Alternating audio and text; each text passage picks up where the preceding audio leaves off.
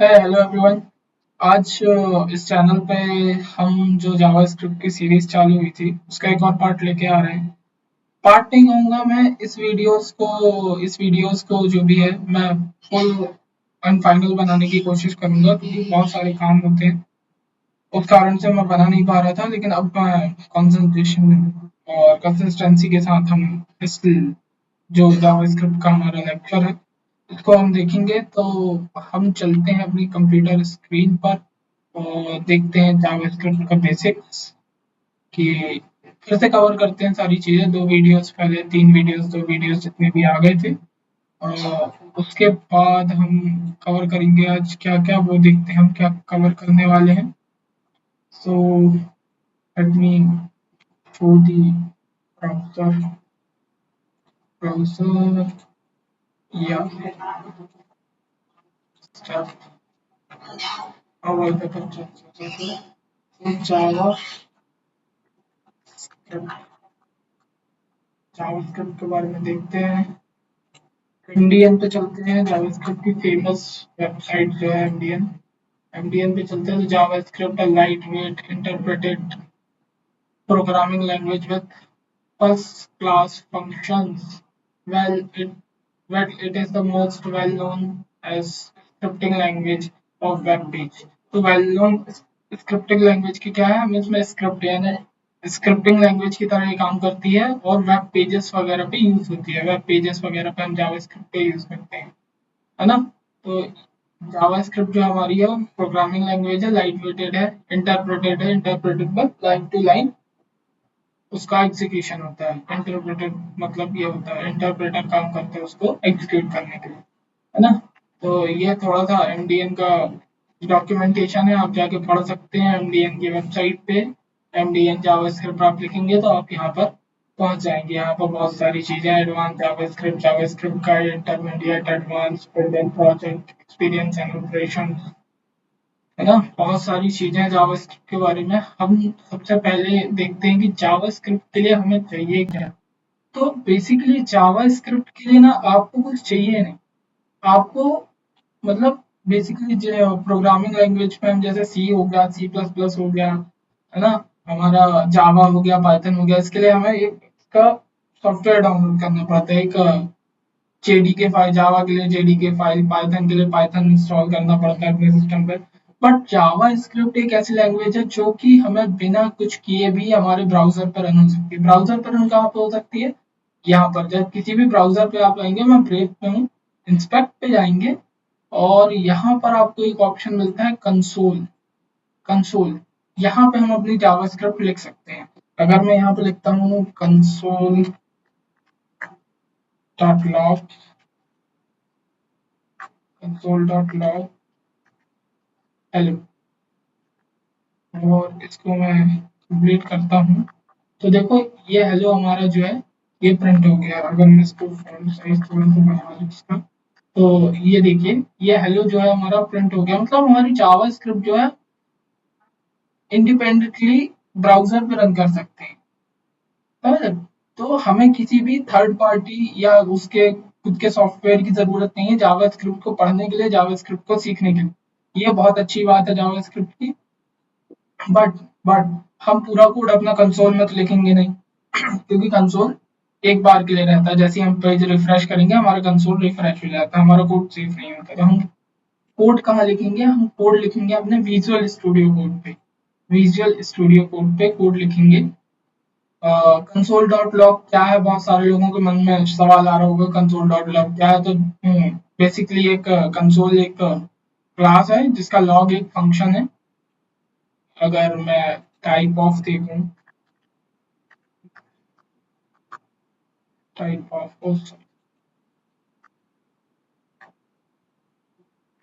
Type of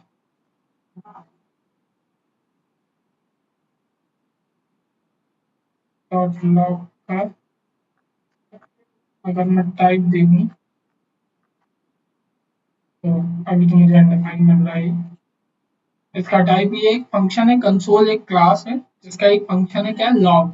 log क्या है, log किसी भी चीज को कंसोल में प्रिंट कराने के लिए, आउटपुट लेने के लिए जिसका हम यूज करते हैं ना। क्योंकि प्रोग्रामिंग या कोई भी कॉन्सेप्ट दो चीजों पे चलता है, एक इनपुट एक आउटपुट। इनपुट मतलब क्या आप देते हो, और आउटपुट क्या आपको उसके बदले मिलता है।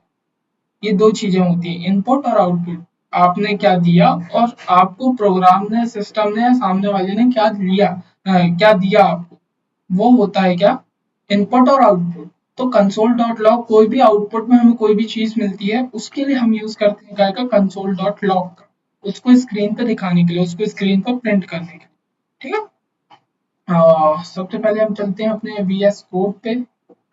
मैं वीएस कोड ओपन करता हूँ।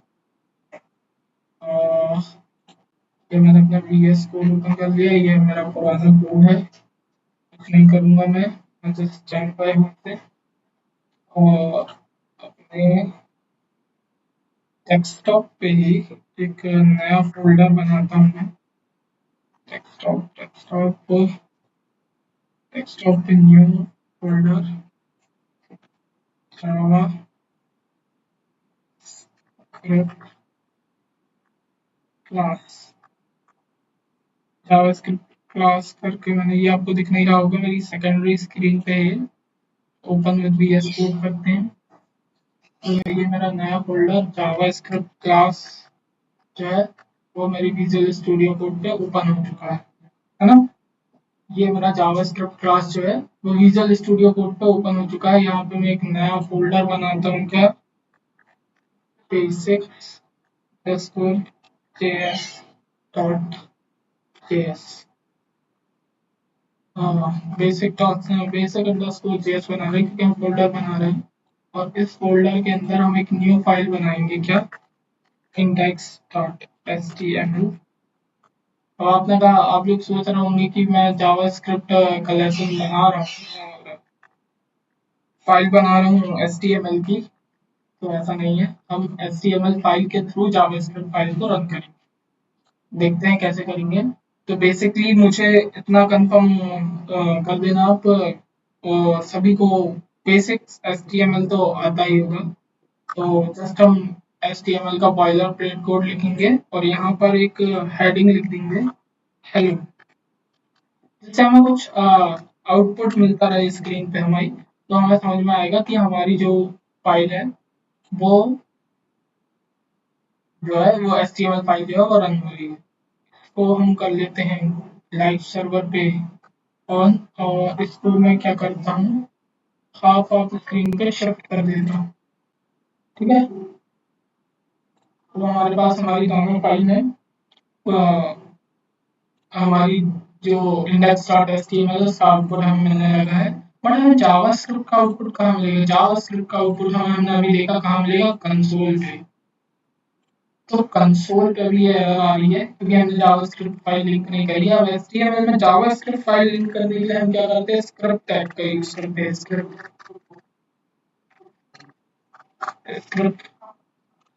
और स्क्रिप्ट टैग के अंदर एक एट्रीब्यूट यूज करते हैं हम जिसका नाम होता है एसआरसी। एसआरसी में हम देंगे पाथ आएगा हमारी इंडेक्स डॉट जेएस फाइल का। तो जैसे ही हम इसको लिंक करके सेव करेंगे, और ये देखो हमारी जावास्क्रिप्ट फाइल लिंक हो गई है, यहाँ से वो एरर भी चला गया है।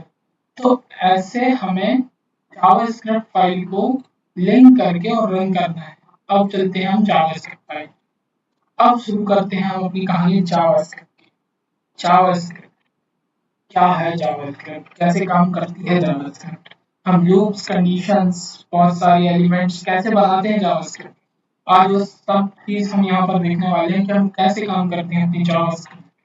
तो सबसे पहला कोई भी प्रोग्रामिंग लैंग्वेज लिखने का प्रोग्रामर का जो पहला स्टेप होता है उसको पूरा कर लेते हैं। तो हम लिखते हैं कंसोल डॉट लॉग और लिखते हैं क्या, हेलो वर्ल्ड। जैसे ही मैंने हेलो वर्ल्ड लिख के सेव किया, कंट्रोल प्लस एस दबाया, तो आप देखेंगे कि हेलो वर्ल्ड जो है हमारा कंसोल पर प्रिंट हो गया। मतलब हमारी जावास्क्रिप्ट फाइल जो है वो अब रन होने लगी। अब हमारी जावास्क्रिप्ट फाइल रन होने लगी है ना। बहुत अच्छी बात है, आप लोगों ने अपना पहला जावास्क्रिप्ट का कोड अपने ब्राउज़र पे या अपने जो भी सिस्टम पे है वो रन कर लिया है। आप अपने आप को कॉन्ग्रेचुलेट भी बोल सकते हैं, कोई दिक्कत नहीं है, है ना। अब चलते हैं प्रोग्रामिंग लैंग्वेज का जो सबसे पहला पार्ट होता है, वो पार्ट क्या होता है किसी भी प्रोग्रामिंग लैंग्वेज का? हम सबसे पहले पार्ट देखते हैं क्या, वेरिएबल्स। तो यहाँ पे मैं लिखता हूँ क्या, सबसे पहले हम लिखेंगे वेरिएबल्स। वेरिएबल, वेरिएबल, ठीक है। तो वेरिएबल्स से हम क्या समझते हैं? वेरिएबल, वेरिएबल लाइक किसी का भी नेम, नाम एक वेरिएबल है, नेम भी एक वेरिएबल है, नेम भी एक वेरिएबल है, एज भी एक वेरिएबल है ना? किसी का नाम भी एक वेरिएबल है, तो मैंने बता दिया। बट वेरिएबल है तो, बट ये वेरिएबल होता क्या है? बेसिकली वेरिएबल होता है container, variable like a container, जिसमें हम किसी भी चीज को स्टोर कर सकते हैं। वो अलग अलग टाइप का हो सकता है। जस्ट अगर मैं बात करूं तो मेरे पास क्या है, मेरे पास है ये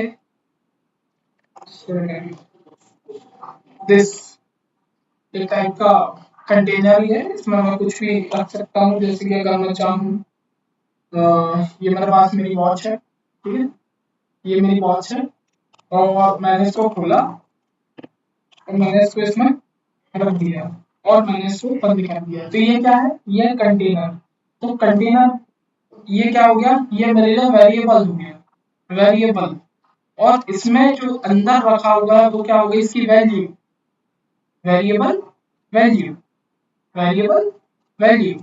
मतलब क्या, कि जब भी मैं इस मग को देखूंगा या इस बॉक्स को, जो भी कहूँ, मग कहूँ, बॉक्स कहूँ, कुछ भी कहूँ, वैसे तो वो है मेरा शेकर का थोड़ा सा नीचे का पार्ट है। तो जब भी मैं इसको देखूंगा तो मुझे याद आएगा तो क्या, कि मैंने इसमें कोई वैल्यू डाली है, कोई वैल्यू क्या, मैंने अपनी वॉच डाली है इसमें। तो वॉच क्या है, वॉच वैल्यू है कि इसके अंदर क्या डला हुआ है ना, इसके अंदर क्या डला हुआ है, ये वैल्यू है मेरी। अगर मैं कई बार क्या होता है कि अगर जैसे मैं वॉच किसी को चाहिए, समटाइम्स मेरे भाई को मेरी वॉच चाहिए, ठीक है, उसने कहा तुम्हारी वॉच कहाँ रखी है, तो मैंने कहा वो कंटेनर जो है ना, कप जो है उसके अंदर रखी है। तो वैल्यू क्या है, वैल्यू किस चीज की है, वॉच की है, कंटेनर की नहीं है, कंटेनर की वैल्यू नहीं है। वैल्यू किस चीज की है, वॉच की है। चीज की किसकी जरूरत है, वॉच की जरूरत। हमको कभी भी किसी चीज की, प्रोग्रामिंग में किसी भी वैल्यू की जरूरत, क्या वैल्यू की जरूरत होती है, तो हम उस वैल्यू को ढूंढते हैं, ना कि कंटेनर। तो वैल्यू, वैल्यू क्या है, वॉच, वैल्यू क्या है, वॉच। और वॉच का में रखी है, कंटेनर। ये थोड़ा सा लॉजिक्स आप लगा सकते हो कि एक चीज है जिसके अंदर, सिंपल और सिंपल शब्दों में कहूँ मैं तो एक चीज है जिसके अंदर कुछ रखा हो, ठीक है, वो हमारे वो चीज क्या हो गई जिसके अंदर रखी हुई है, वो हो गया हमारा वेरिएबल। ठीक, इतनी बात होती है वेरिएबल के पर, तो फिर हम थोड़ा सा देख लेते हैं क्या Canva, white board, white board पर आ जाऊँ, व्हाइट बोर्ड पे जाते हैं हम। ये नेट के स्लो वर्क कर रहा है भाई, online white board, simple online white board dot box. Network थोड़ा सा स्लो चल गया है। ओ, तो हमने क्या देखा, ये डाउनलोडिंग का ऑप्शन कहाँ से,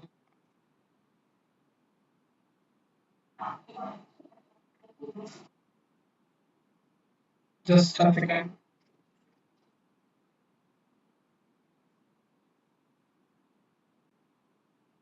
ओके, सो हमने क्या देखा, इस पे क्लिक करते हैं, एक कंटेनर है, ठीक है, समझ लो इसके अंदर क्या है, इसके अंदर दाल भरी हुई है, दाल जो है वो इसके अंदर भरी हुई है ऐसे, ठीक है। तो ये डब्बा है, दाल का डब्बा, इसको हम लिखते हैं दाल का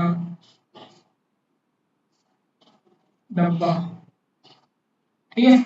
ये हमारा जो दाल का डब्बा है, इसके अंदर दाल भरी हुई है, अब अगर कभी भी मेरे को दाल की नीड होगी तो मैं किसको दूंगा, मैं दाल के डब्बे को दूंगा, है ना।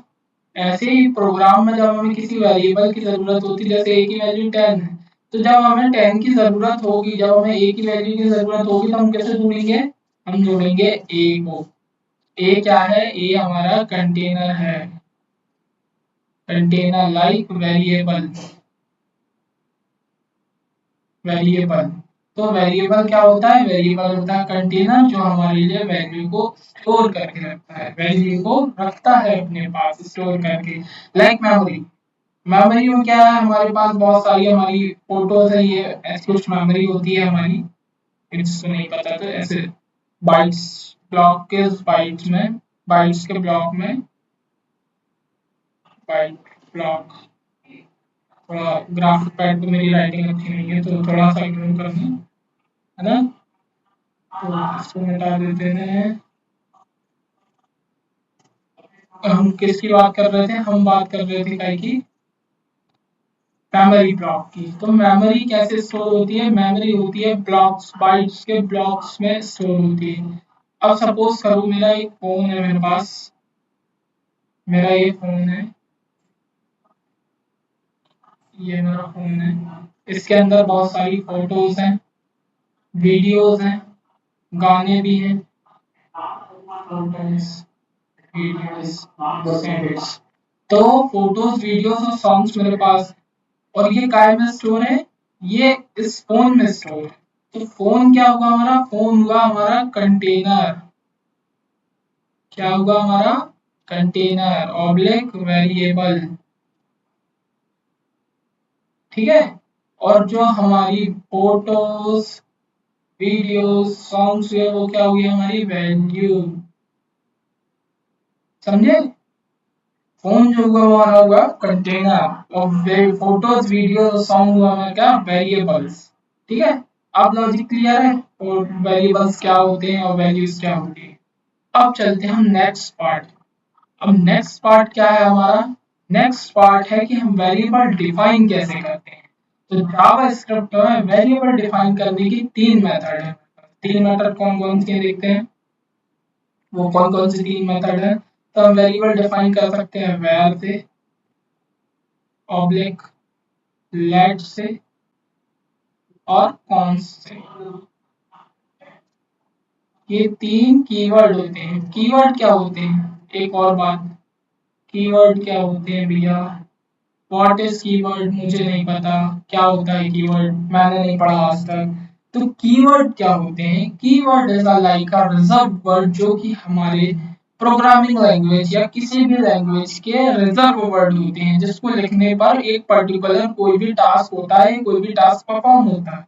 अगर आप पहले कुछ चीजें पढ़ चुके हो तो हमने देखे थे फंक्शंस, फंक्शंस में कुछ वैल्यूज, कुछ वर्ड्स जो हम डिफाइन कर देते हैं कि इस वर्ड्स को लिखने पे, इस वर्ड को या इस फंक्शन को कॉल करने पे एक स्पेसिफिक टास्क परफॉर्म होगा, एक स्पेसिफिक टास्क परफॉर्म होगा और एक स्पेसिफिक रिजल्ट हमको मिलेगा। उसके अकॉर्डिंग हमने यहाँ पर, हमने नहीं, जावा स्क्रिप्ट ने यहाँ पर रिजर्व कीवर्ड बनाए हैं।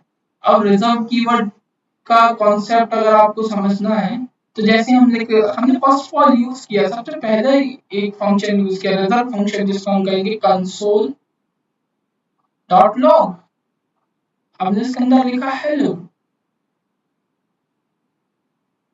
है ना, और हमने इसको जब रन किया तो हमें आउटपुट मिला हेलो कंसोल पे, हमें आउटपुट मिला काय पे, कंसोल पे, क्या मिला, हेलो।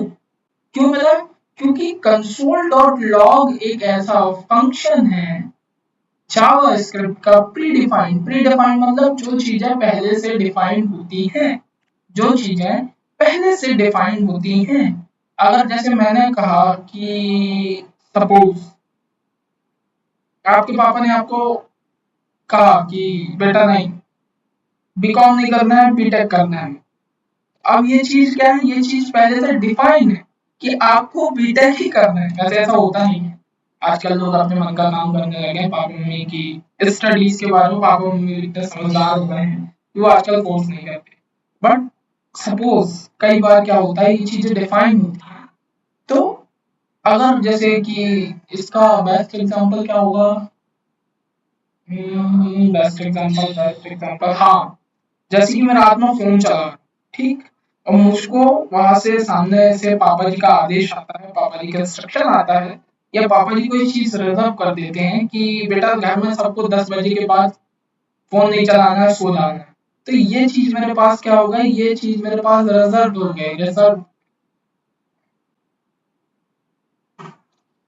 हो गई।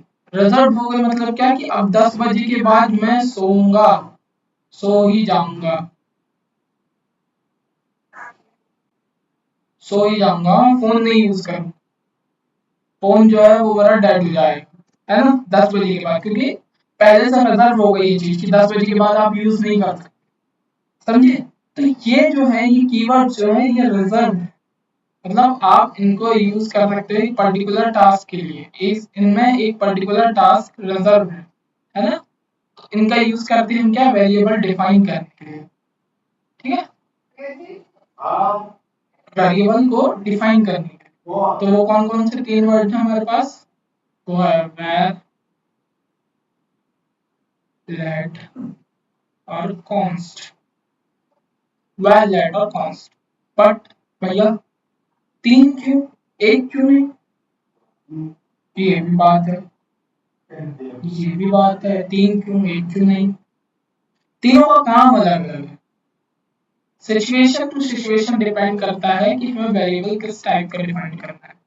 अब किस टाइप का डिफाइन करने से मतलब क्या है भैया, वो भी देखते हैं, वो कैसे देखते हैं, पहले हम थोड़ी सी थोड़ा नॉलेज देते हैं इसके बारे में, ठीक है, इस वाली स्क्रीन को मैं करता हूँ थोड़ा सा बड़ा। अब इसको हम क्या करते हैं, हम करते हैं क्या, थोड़ा सा एडजस्ट करता हूँ राइटिंग पैड अपना, हम बनाते हैं क्या, इसको पहले को सिलेक्ट कर लेंगे, बनाते हैं वैर, ओए ये क्या हुआ,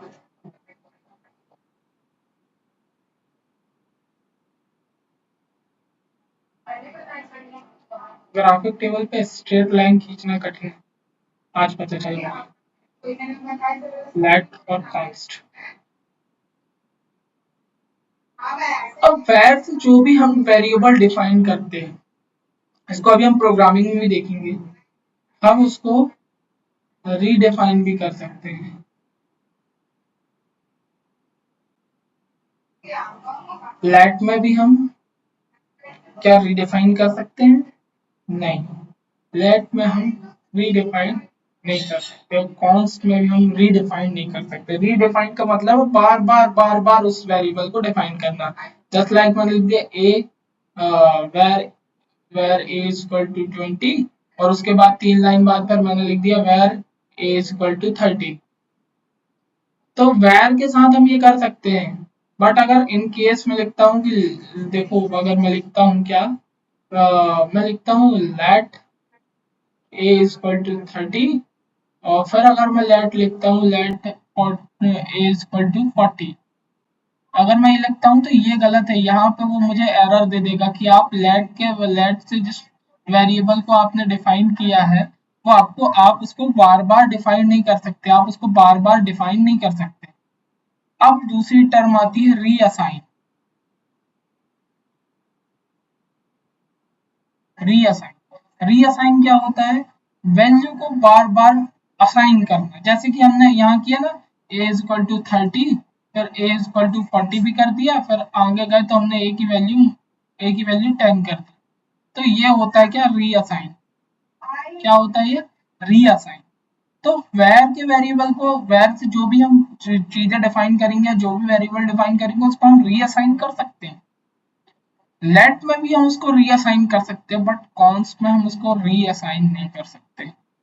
बेसिकली यही डिफरेंस, ये दो डिफरेंस हैं वैर, लेट और कॉन्स्ट में, कि हम ऐसे वेरिएबल डिफाइन करते हैं जिसको हम रीअसाइन कर सकते हैं, हाँ, रीडिफाइन कर सकते हैं। लेट में हम सिर्फ रीअसाइन कर सकते हैं, रीडिफाइन नहीं कर सकते, और कॉन्स्ट में हम ना रीअसाइन कर सकते हैं ना रीडिफाइन कर सकते। कॉन्स्ट, कॉन्स्ट मतलब कांस्टेंट, उसकी वैल्यू कांस्टेंट है, वो एक ही है, यूनिक, अपने आप में यूनिक है ना। तो ये हो गया थोड़ा सा ज्ञान ग्राफिक्स वाला। अब हम चलते हैं प्रोग्रामिंग पे। तो थोड़ा सा प्रोग्रामिंग का ज्ञान लेते हैं इससे। इसको विंडो को मैं कर देता हूँ छोटा। इसको मैं फिर से पुराने वाले साइज में ले आता हूँ उसके।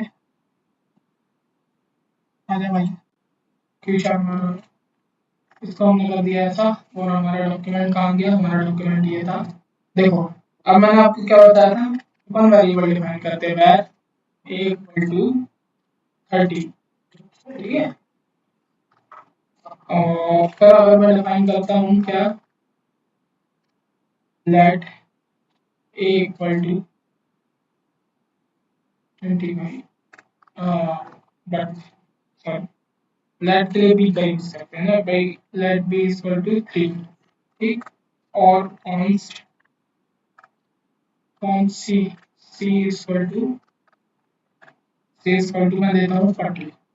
ठीक है। ये तीन डिफाइन तो हो गए। डिफाइन तो हम कर सकते हैं, बेसिकली नॉर्मल सी बात है। डिफाइन हम कर सकते हैं, थोड़ा जूम कर लेते हैं।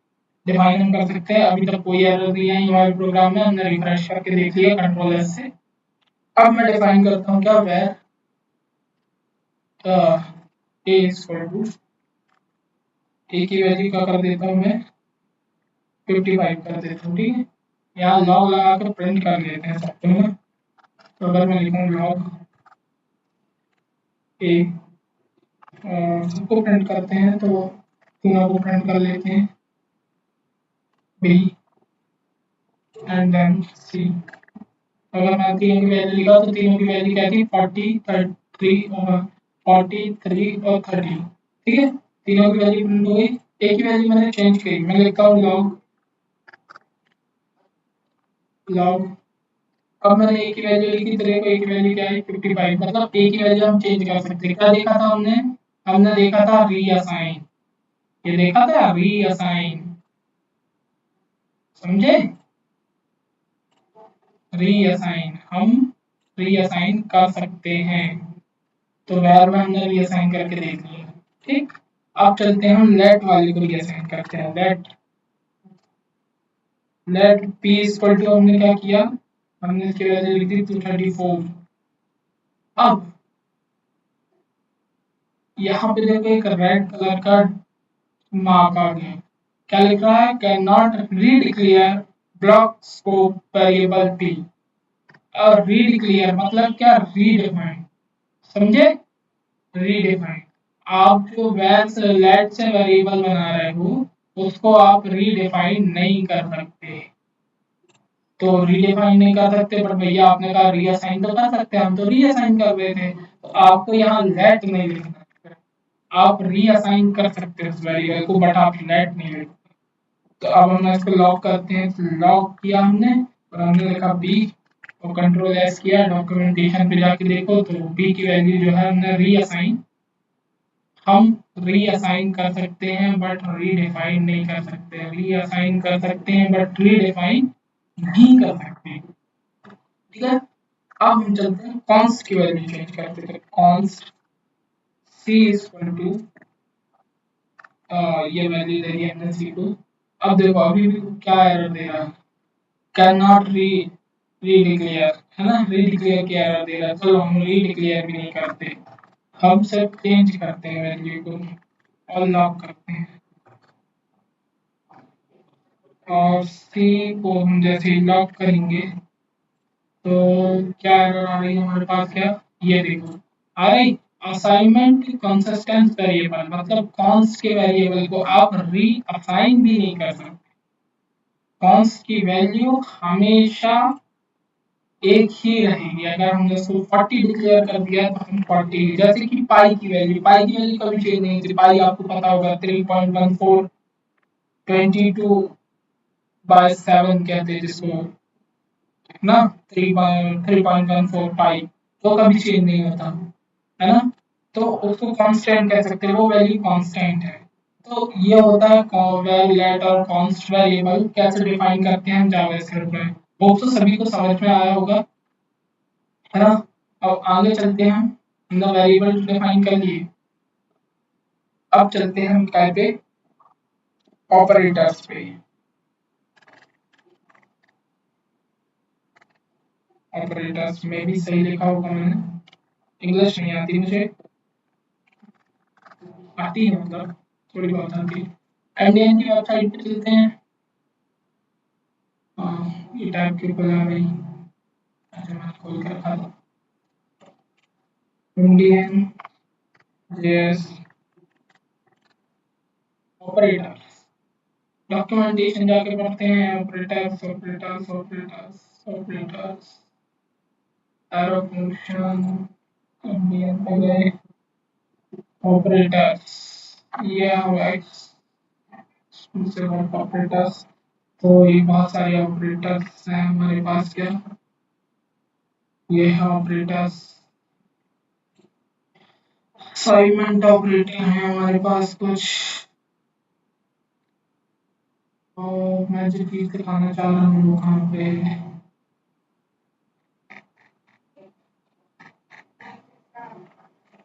हम्म, चलो हम इसी देखते हैं।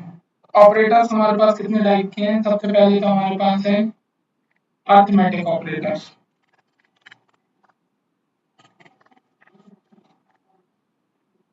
शॉर्ट में लिख रहा हूँ अर्थमेटिक ऑपरेटर। अर्थमेटिक ऑपरेटर्स क्या होगा हमारे पास? एडिशन, सब्ट्रैक्शन, मल्टीप्लिकेशन और डिवाइडेशन, है ना? ये क्या है? ये हमारे अर्थमेटिक ऑपरेटर्स हैं। तो करके देखा, ऑपरेशन तो आपको पता ही होंगे कैसे करते हैं, तो हम सीधे करते हैं, लॉग करते हैं, कंसोल डॉट लॉग, सीधे आउटपुट देखते हैं, मतलब सीधे आउटपुट देखेंगे ऑपरेटर्स का। ऑपरेटर्स क्या है? किसी भी पर्टिकुलर टास्क को परफॉर्म करते हैं ऑपरेटर्स, मतलब एडिशन सब्ट्रैक्शन के टास्क को परफॉर्म करते हैं। इसको मैं थोड़ा सा कमेंट कर देता हूँ तो ये एरर चल जाएगी।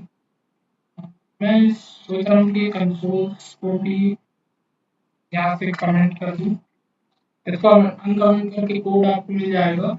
मैं इस वीडियो के लिंक पे डाल दूंगा कोड, गिटहब लिंक का, वहाँ से आप कोड देख सकते हो। हमने ए डिफाइन किया था, अगर मैं ए प्लस बी करता हूँ तो ये ऑपरेशन है, देखो उसका एडिशन मुझे मिल गया। तो ये ऑपरेटर, ऑपरेटर क्या करते हैं? किसी पर्टिकुलर टास्क को हमारे लिए परफॉर्म करते हैं। अगर वो टास्क एडिशन हो सकता है, वो सब्ट्रैक्शन हो सकता है, वो मल्टीप्लिकेशन हो सकता है, वो डिवाइडेशन हो सकता है, वो असाइनमेंट हो सकता है। असाइनमेंट क्या? किसी भी चीज को असाइन कर दें, जैसे कि कॉन्स्ट को तो हम असाइन नहीं कर सकते, बट लेट को हम असाइन कर सकते हैं। तो लेट को असाइन करते हैं हम, ए इक्वल टू हम बी कर देते हैं। तो जो ए में जो है वो बी की वैल्यू, इसका मतलब क्या है? इस लाइन का मतलब क्या है? A equal to b, a equal to b क्या है? जो ए इक्वल टू बी से मैं समझाऊं अगर आपको, तो ए इक्वल टू बी का मतलब है, जैसे इसको रन करो, जल्दी जल्दी रन करो। तो सेकेंड पहले क्या है, इक्वल टू बी का मतलब क्या है कि अगर ए इक्वल टू 40 है और बी इक्वल टू 30 है, ए इक्वल टू बी का मतलब क्या है? इसका मतलब ये नहीं है कि ए बराबर है बी के, ये सब नहीं है। इसके लिए हम a double equal to b करते हैं प्रोग्रामिंग में, मैथ्स नहीं है, ठीक है? मैथ्स के रूल ज़्यादा अप्लाई नहीं करना। ए इक्वल टू बी का मतलब क्या होता है? ए इक्वल टू बी का मतलब होता है ए में जो है वो बी की वैल्यू आप डाल दो। तो ए में बी की वैल्यू डाल दो, भैया कैसे डाल दो, बताते हैं कैसे डाल दो। क्या होगा जब हमने लिखा ए इक्वल टू बी, ए की वैल्यू क्या है 40, बी की वैल्यू क्या है 30, बट ए का यहाँ पे क्या होगा? एड्रेस या किसी चीज की कॉपी पास, है ना? एड्रेस कॉपी से आप थोड़ा सा मतलब ए की वैल्यू पास हुई, ए की वैल्यू क्या है 40, जो है 40 equal to b, 40 equal to b मतलब बी इक्वल टू 40, बी की वैल्यू क्या हो जाएगी 40। ए इक्वल टू बी का मतलब क्या है? ए में जो है वो बी, सॉरी मैं कुछ गलत बताया क्या? हाँ sorry, a equal to b का मतलब क्या है? ए में जो है वो बी की वैल्यू जाएगी, मैं थोड़ा गलत बताया, सॉरी फॉर दैट। मैं भी मैथ्स का स्टूडेंट, थोड़ा सा चमक आ जाता। क्या है वैल्यू? ए की वैल्यू 40, बी की value 30। A equal to b का मतलब क्या होगा, ए इक्वल टू 30। ये बी की वैल्यू हमने यहाँ पर रख दी, तो ए की वैल्यू क्या हो गई अब 30। समझे, ए इक्वल टू बी का मतलब क्या होगा कि ए इक्वल टू 30। चलो देख लेते हैं, कोई गलत तो नहीं बताया भैया ने। जस्ट देखते हैं। पहले हमारे पास वैल्यू क्या थी, ए की वैल्यू हमने, चलो इसकी वैल्यू हम लिख देते हैं 30, इसकी वैल्यू कर देते हैं 40, जैसा कि हमने ग्राफिक्स में देखा। ठीक है, अब अगर ए इक्वल टू बी कर दिया मैंने, ए इक्वल टू बी कर दिया, तो बी की वैल्यू क्या आनी चाहिए, ए की वैल्यू क्या आनी चाहिए, तो ए की वैल्यू क्या आनी चाहिए, तो हम लिखते हैं लॉग, लॉग करके देख लेते हैं बी की वैल्यू, ए की वैल्यू क्या है। ए की वैल्यू जैसे हमने लॉग करी, तो हमारे पास ए की वैल्यू क्या आ गई 30, आ गई 30। ए की वैल्यू 30 आ गई, जबकि ए की वैल्यू हमने क्या डिफाइन करी थी 40, बट वैल्यू क्या आई हमारे पास 30। समझे, ये चीजें हैं, ये चीजें हैं जब हम कोई भी असाइनमेंट ऑपरेटर, जब भी कोई भी ऑपरेटर हम परफॉर्म करते हैं तो स्पेसिफिक टास्क परफॉर्म करते हैं। ठीक है, उसके बाद हम देखते हैं क्या, ऐसे बहुत सारे ऑपरेटर्स हैं हमारे पास जो कि हम यूज करते हैं हमारी प्रोग्रामिंग में। अभी हम सब अरिथमेटिक ऑपरेटर देखते हैं, तो अरिथमेटिक ऑपरेटर्स में हमारे पास क्या है, हमारे पास है एक एडिशन, हमने देख लिया, हमारे पास है एक सब्ट्रैक्शन का, सब्ट्रैक्शन का, सब्ट्रैक्शन का क्या है, अगर मैं a माइनस बी करता हूँ, a माइनस बी, तो मुझे क्या रिजल्ट मिलता है 0। क्योंकि 0, अब 0 क्यों मिला, 0 इसलिए मिला क्योंकि, क्योंकि देखो 0 क्यों, देखते हैं 0 क्यों मिला।